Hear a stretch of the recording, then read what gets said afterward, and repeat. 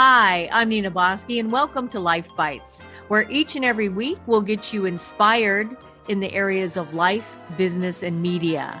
We'll help you dare, dream, do, and be so you can get out of your head into your soul in order to tune in and take a bite. This week, we're getting you media inspired. Hi, everybody. I'm Nina Bosky with Life Bites Media Inspired. Today, do I have a special, beautiful guest with me, inside and out. She is actress Erin Gavin. She has played Marilyn Monroe on stage, in a documentary, as well as our podcast for the last several years. And believe me, she is a really big reason why it's been a success. So welcome, Erin Gavin. Hi, Nina. Thank you very much for having me on. And it's been a pleasure playing Marilyn with you guys. Oh my gosh. I mean, we could not do this without you. The reviews that we have had have been so exceptional. And as you know, it is not easy to play Marilyn Monroe. It's not an easy, her life was certainly multidimensional. And Yeah. it takes a very special actress to pull the different sides of Marilyn out. But we're here for a very special reason today, because we are talking about you not just as an actress, but as a singer as well. And you are a fabulous performer, and you have a new song out. So tell us a little bit about the song and why you wanted to do it, and what is it all about? Sure. So basically, just through playing Marilyn, thank you, Marilyn, because a lot of things have came out of playing Marilyn. One of the record labels came to see a show in London. In fact, it was initially U2's previous tour manager came to see the show, and he'd recommended me to this label, who then saw me perform, and we came up with the idea during a meeting to re-record some of Marilyn's songs, like that 1950s vibe. Like, I love that old school, feel like I was here in the 50s or something. I do too. I love it. Yeah, Like, very old Hollywood, right? Yeah, old Hollywood, good feeling. And so that was really the birth of me recording some songs and I had the privilege to record some of the Marilyn songs. And the one that just came out is Loved by You. I Want to Be Loved by You. Now, no one's going to do it like Marilyn. So I know that. We all know that. So it's just like a little bit of a different spin, a little bit more modern. And it was so much fun to do it. Like, the record label, Serdica, they have I think it's like the second largest orchestra on their roster. Wow. And they did the music, as well as this amazing producer, Peter. So with us all, we just came up with this sound and was like, that's it. So it's been a roller coaster, and I've got Marilyn to thank. Thank you for all the work that I've been getting just by playing her in the last 10 years. And I have to say to people, I'm not a tribute act. No, you're not. Well, you're obviously not. All that, and hey, I don't need to do the tribute act stuff, because there's amazing actresses out there that do it far better than me. That's a whole different kettle of fish. So yeah, it's been a lot of fun, and we recorded that song in LA, but the orchestra was in Sofia, and the producer was in Glasgow in Scotland. Wow. But yeah, it's been fun. How did it feel? Because I would imagine, being with a big orchestra as well, it might have felt like you were back in old Hollywood. Did it have that kind of vibe when you were in the studio? Yeah. Oh, it's amazing feeling, like, if you're into that vibe, like that 1950s, like jazz, and it feels amazing. And the same orchestra actually went on tour with Andrea Bocelli last year. And I got to obviously go on that tour and meet them all. So it was really nice to like see it all together, and then to see them up there with Andrea Bocelli, and I was like, they did my That is so song. cool. I mean, that is My really, song really cool. too. So for the audience, let's give them, obviously it's not Marilyn Monroe, but man, do you have such an essence of her. So let's give it a listen. I wanna be loved by you, just you, nobody else. I wanna be loved by you alone. Oh, how fun to hear this. It certainly has the essence of Marilyn. I want to be loved by you. That is sung by our guest today, Erin Gavin, who is a actress who has played Marilyn Monroe quite a bit. She's been with us and Marilyn Behind the Icon. How does that feel to listen and to really feel that sense of playing that song? How was that for you? Not just with the orchestra, but you personally using another dimension of Marilyn in this situation? Well, you probably hear that it's not me, and like obviously being Marilyn per se, but I definitely the song is sassy, it's sexy, it's playful, it's all those things. So like, of course, it's so fun, just to kind of like sing and get involved with that. And it's nice just to, do something that was a Marilyn song. And yeah, I really enjoyed it actually. It was fun. It's fun. It was just fun. That's all fun It's and sassy and sexy and giggly and all those things that Marilyn was. now, do you ever get tired of playing Marilyn? Weirdly, a lot of people said that to me. A lot of people say, "Oh, it's time for you to play somebody else. You're going to get typecasted." And I'm like, "Well, it could be worse. I could get casted to play Shrek. You know, I doubt that very much. but like, so like, I mean, it's a compliment to me to be asked to play Marilyn. Uh, Definitely, it's probably like one of the biggest compliments as an actress. But what I truly love about playing Marilyn is the dimensions to her character, that she's colorful, and most actors out there want to play uh colorful characters of different dimensions, and it's meaty, and it's like you can get into it and you can play a range of emotions. But not only that I love, it's the fact that she's someone who was an icon, and it's a bigger challenge because you have people out there who have an idea of who Marilyn is, and you can't please everybody with who they see as Marilyn, but you can only do your best. And that's a big challenge. To play such an iconic star is probably one of the biggest challenges I've had to play. And I think I just love it. Every time is different because every script is different. Every director has a different approach. Um, some you'll But agree with. you like ours the best. You know why? Is Yeah, because I we love have the it. full range, and in podcast you get to play so much, in a script it's 90 minutes and there you go. With us, we can keep going and going. Oh, absolutely. But what I love about your particular script is that you guys have went with facts and turned them into the story. So it's not so much fictional, it's more factual. So I think if someone really wants to delve into who Marilyn was and what her life actually was and what a lot of the truth is, then this is the series for them. And that is what I really loved about the writing and the research that's been done. Unbelievable. Well, one of the things that I love about what you did with the role is you take your craft very seriously. And I think that's one of the things that people don't realize. This is a hard role because in 1 minute she could be happy, and the next minute she could be sad or upset.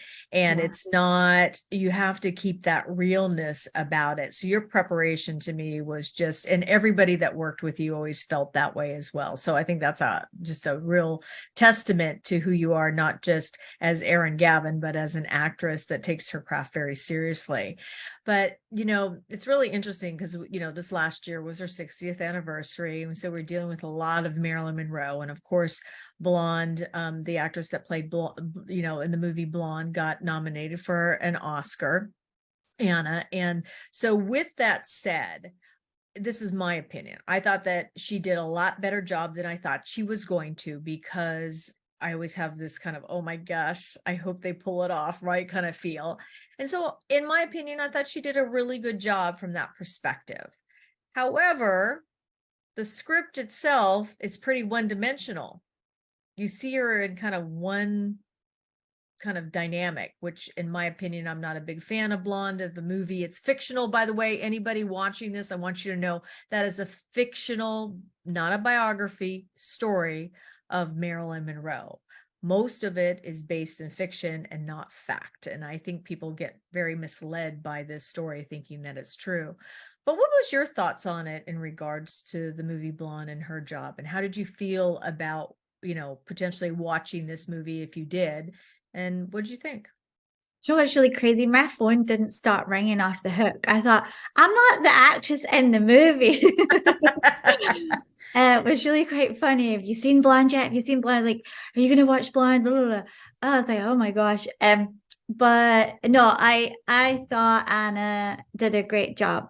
And I've seen many actresses play Marilyn different dimensions. And I really thought she gave it like her best shot. What I loved the cinematography. I thought like the art of the Yes, I agree with you on was that. really well That's done. about where it stops. I thought it was, you and I Yeah. agree on that one. I thought the cinematography was phenomenal. Cinematography was just beautiful in some of the scenes. I thought she did a really good job. In fact, I was in touch with the production early stages, and one of the team had asked me like if I had any tips, for the voice, because being a foreigner, Yeah. Scottish, of course, and her being a foreigner. Yeah, have you noticed that she's got a Scottish accent, everybody, and she plays Marilyn Monroe with virtually no accent. So it's phenomenal. And so yeah, I did send some tips that helped me along the way. And I hope, that I'm sure it did help her, because it certainly helped me. And pretty much that was it. But like the story is quite harsh. So there was some scenes that I thought were a bit far-fetched, Yeah. when you're sort of inside her vagina looking out to the doctor. Yeah, I didn't need to see that. And also the made-up other people stories. might I mean, have there's a loved lot of it. made-up stories in Blonde. And unfortunately, if you don't know the Marilyn Monroe story, you may think a lot of that's true, and it's not. And I don't know about you, but I also feel like, she was a person. This Yeah. isn't somebody that was a make-believe character. So to highlight her in such a, I'll just say, I'll be kind and say dramatic way, like they did, I think did a disservice for her legacy personally, unless it's a fictional story and you're really Yeah. getting outside of it. But it sounds like you and I agree a lot with, she did a good job and the cinematography was great, but you sit there and you look at the story, even as a fictional story, it just didn't show her in a really kind light. And Yeah, it would maybe have been nice to see a bit more color in the character. It wasn't obviously Anna's the script. Yeah. And so, yeah, it would have been nice to see more dimensional sides to the character. And I didn't like that they used CGI. I thought it's a little bit cheating. You can see that it's CGI in certain scenes. But especially some like a hot scene. I don't know if you noticed. But No, yeah, I thought yeah. I don't like when they cheat it like that, especially if you're basically doing a movie about someone and someone else is playing the character, but to me it's like that's cheating. Well, I think, she was nominated for Academy Award based on her acting. So I think that all kind of plays into it. And that's a bigger conversation in terms of where, AI and special effects and everything is kind Yeah, I of in just don't play, like right? it when they like dub or they do CGI, in certain movies like that. I don't think it's fair. I feel like it's cheating to a certain extent. Um, but that's not on her. That's on the choices that obviously the production's made. But yeah, I'd much rather just see it for what it is. And you'd still believe it and you'd still be sucked into it. So yeah, that was one other thing that I did pick up on quite clearly and I did notice. But yeah, the cinematographer was great and cinematography was great. And also I thought that her performance was great too. Yeah. So let's go back to you in terms of mainly Marilyn behind the icon. But let me ask you a general question first. What's your favorite part of playing Marilyn? What do you like about it the most? Ooh. Oh, I think I can relate to certain aspects of her. Mhm. So that, gives me joy to play. But I do love the colorfulness of her character as a whole and how vulnerable she was, and how to this day it's still extremely fascinating how in that time and period um that she got to the level of what she did today. It's fascinating when you think about it. So to play someone who's such an icon, there's so many different dimensions that I really enjoy about playing her. It's hard to pin one down, but I would just say that it's the colorfulness of her and the vulnerability. And to play someone who's vulnerable is not an easy task. Um, and you really have to go there and find um parts of yourself or make up parts that can allow you to go there. Um, and you are vulnerable anyway to play such a role because um it's a task. Yeah, it is. It is. What's your favorite part about playing Marilyn in Behind the Icon? Because that's a very different kind of role because it's audio. That's one. It's not video, Yeah. per se, but it's also there's a vastness to the scripts, right? Oh yeah, but I love the vastness because it's like, okay, what scene are we doing today? And then the scene she's really low. And then the next day it's all bubbles and champagne. But you're no one on this planet is one dimensional. So, but you guys have made it realistic. So, and that's what I love about this script. So producing a audio podcast is definitely different for me because I can go into a studio in my pajamas if I like, hey, no one can see me. But I don't. So when I'm going into the room to record, I'm not dressed per se as Marilyn, but I feel like I have to put my heels on, I'm a little bit dressed up because it helps me be into the character. So even when you hear my voice, I feel like I am sitting there similarly dressed, hair similarly done, and it makes me feel like I have embodied Marilyn. But I just love how colorful this script is. I really do. So, Marilyn is just one aspect of your acting career, and it's been a very, giving back to you as well. So, what a great role to have played. What other things have you done in the past? And also, what role would you like to play in the future besides Marilyn? Ooh, do you know what? It's funny. Like, I think most actors, right, have looked back and went, oh my gosh, that was awful. I've definitely done a few of them because I tend to get that sort of like blondish, sexy blonde role. I've played a lot of that. I played comedic a lot, which is a lot of fun. But there's one or two that I'm like, I wish I never done that. I don't think there's an actor out there, especially when they first start out, that they go, "Oh my God, you mean I to wish tell I never me you done did that. that?" And there's one particular movie that I'm actually covered in prosthetics from like head to toe. Oh, And wow. I'm in a bikini, but I look twice as fat. Anybody who's seen it, I'm like, that's not my body. Thank you very From much. a vain perspective, that's not my body. And it's really not my face either because it's covered in prosthetics because Wow. the body opens up. It's a horror movie.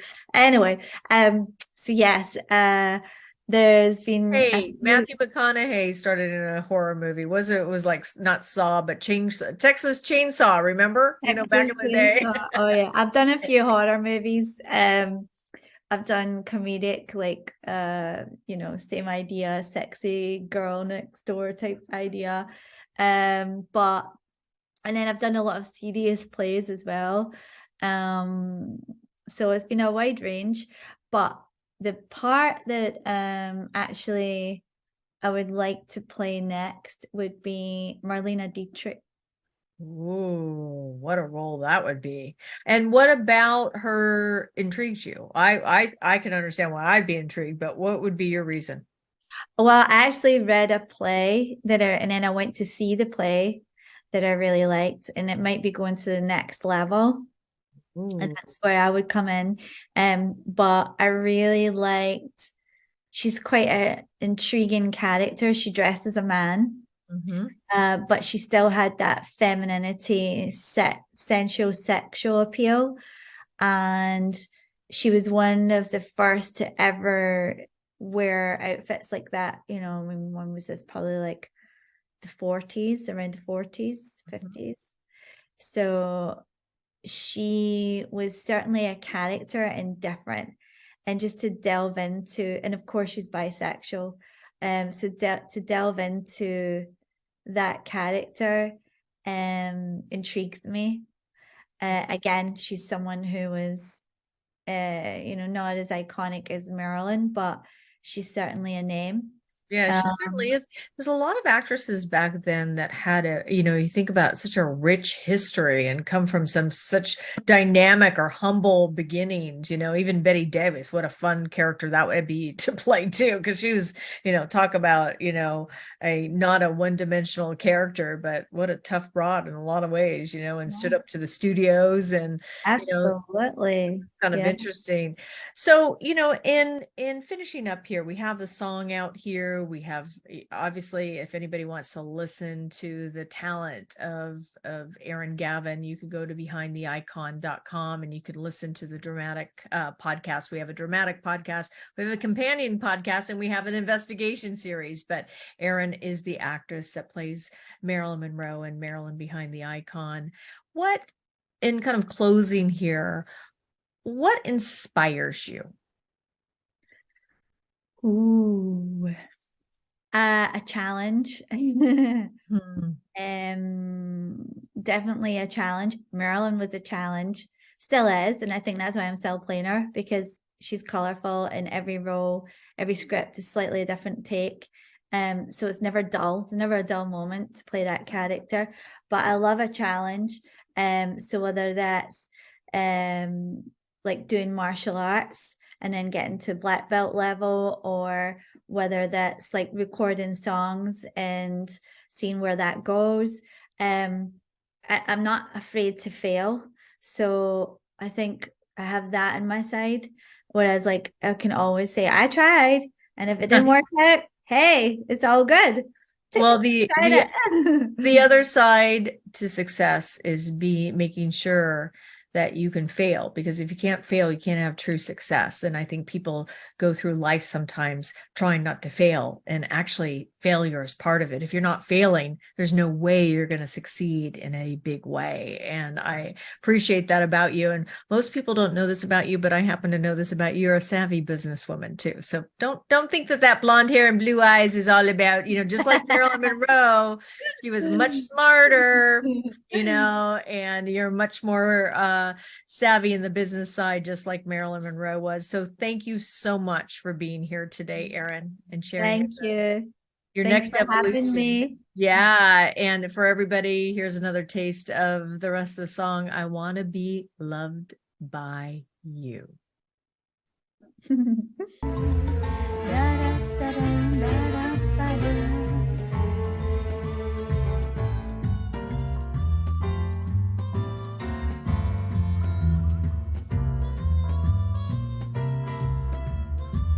I couldn't aspire to. All right, everybody. Well, thank you so much again, Erin, for being on the show today. I'm Nina Bosky for Life Bites and Media Inspired.